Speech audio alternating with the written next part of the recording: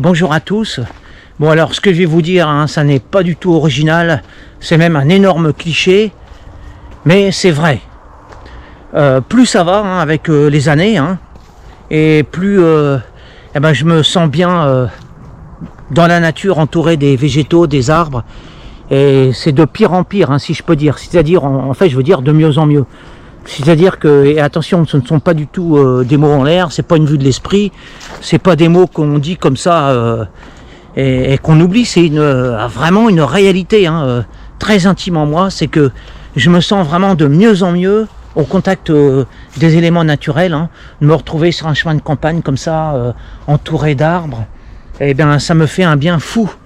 Alors je sais, c'est un cliché et c'est absolument pas original de dire ça, mais encore une fois, il faut faire la différence entre ce qu'on dit comme ça, vous savez, des propos de citadins qui prétendent être bien parmi la nature, et puis qui sont bien contents de retourner en ville au bout d'une heure. Mais moi, c'est vraiment pas ça, c'est réel. Je suis de plus en plus allergique à la civilisation, c'est-à-dire au superflu de la cité, bien que ce ne soit pas vraiment une mauvaise chose, la civilisation. La cité, moi j'ai fait l'éloge de la cité, j'ai fait l'éloge de la culture, des édifices, etc. Enfin de ce qu'on appelle la civilisation. Mais force est de constater que la nature prend le dessus par rapport à cette admiration naturelle que j'ai pour toute civilisation qui se respecte. Mais je m'aperçois que l'appel de la nature est bien plus fort. C'est quelque chose vraiment beaucoup plus essentiel que je ne pensais. Ça me rééquilibre, je me sens en harmonie, je me sens bien, quoi. C'est-à-dire que ça remplace un livre, la nature peut remplacer un écran d'ordinateur. Ça meuble bien mon être, mon âme, pour dire les choses essentiellement. Les odeurs, le silence, l'air frais de l'été, parce que là nous sommes dans un chemin à l'ombre. Tout ça, ça me comble d'une satisfaction quasi inexprimable. Ce début de souche là, ça suffit à m'emporter dans des rêves, dans un bien-être très intime. Puis là, souvent, en observant ce genre d'endroit là où on pourrait loger en fait une tente, quoi, une couche pour la nuit, rien que ça me fait rêver. Moi, je m'imagine.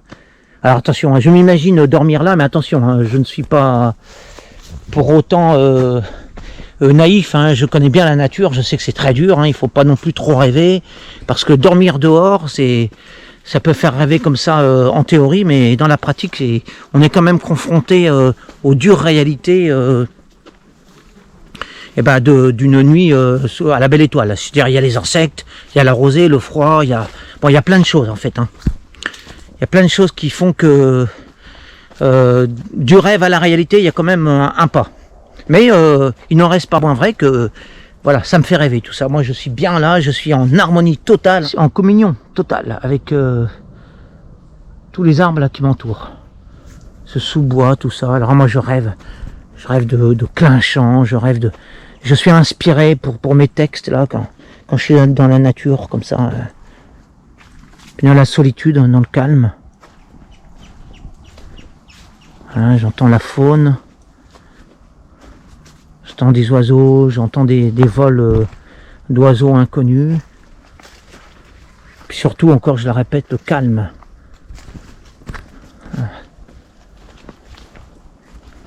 En fait, c'est comme une forme de prière.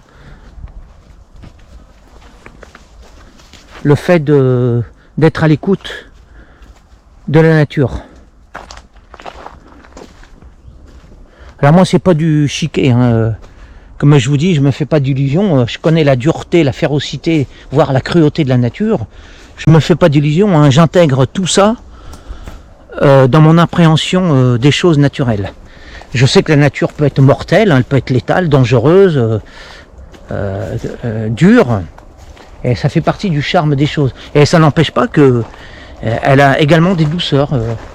La nature a des grâces que l'on perçoit. Il suffit d'être prudent, il suffit juste de regarder où est-ce qu'on marche.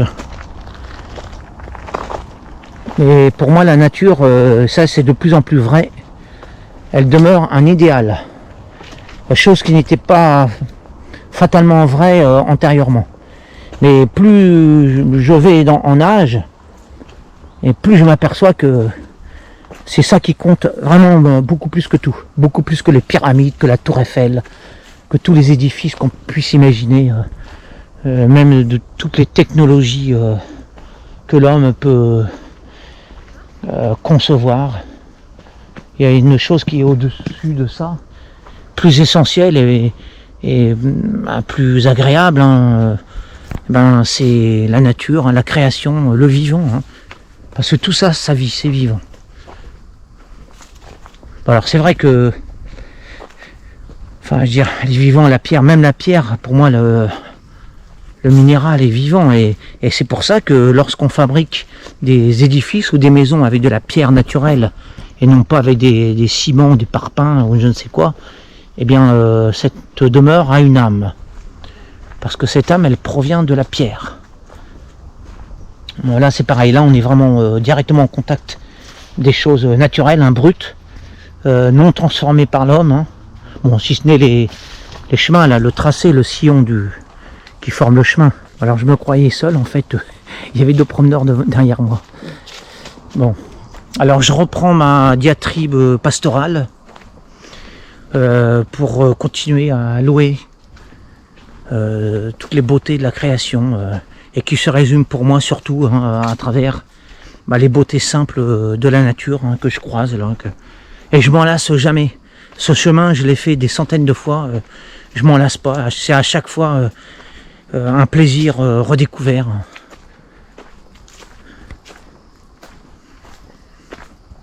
Donc je disais que que toutes les technologies humaines, finalement, je m'en rends compte, elles ne valent pas toutes ces beautés créées miraculeuses. Voilà, c'est complètement c'est un cadeau du ciel en fait. Hein. Bon, j'ai émis beaucoup de banalités, mais qui encore une fois sont vraies. Bon, c'est l'essentiel, c'est que ça soit vrai. Tant qu'on est dans l'authentique, l'authenticité, ça va. Je ne délire pas, je ne suis pas un bobo gauchiste qui, vous savez, qui idolâtre artificiellement et comiquement, ridiculement la nature. Non, je n'idolâtre pas de cette manière la nature. Je sais ce qu'elle est, la nature. Hein. Je connais sa dureté et je connais ce qu'elle est. C'est-à-dire en fait une grâce, comme les étoiles.